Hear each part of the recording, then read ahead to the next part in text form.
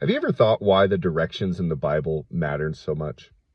For example, why Adam and Eve are cast east out of the garden, and then why you entered the tabernacle explicitly from the east, why the Ark of the Covenant's in the west, why the bread of presence was always on the right, and why the lampstand was always on the left or the south.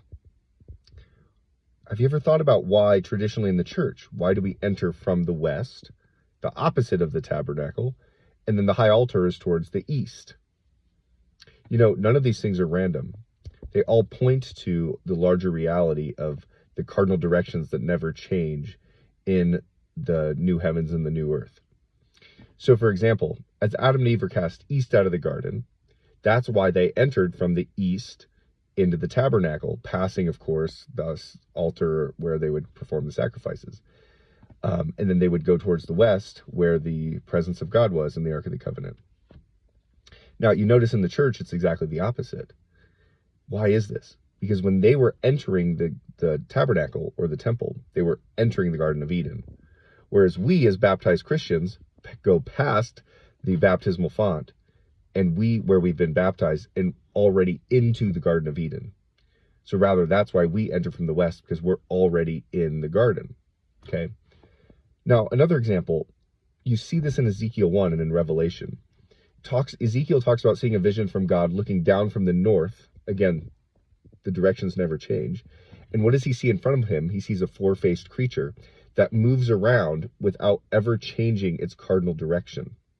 And what he sees in front of him is he sees the face looking to the right. Again, this is looking down from the north. So the face looking east is looking, the one looking to the west, because it's coming down and looking to his right, would be, he sees the face of a lion.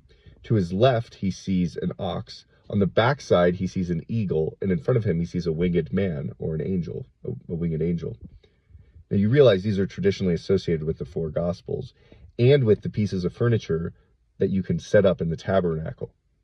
So this is traditionally where you'd get the notion of, and there's some dispute in the fathers about this, but where you'd match the winged man with Matthew, you'd match the lion with Mark, the ox with Luke, the sacrificial altar, and then the eagle with John. Okay. Now you can even think about it this way. For example, why is the eagle associated with the lampstand? Okay. The eagle being in the south, where the lampstand is specifically on the left.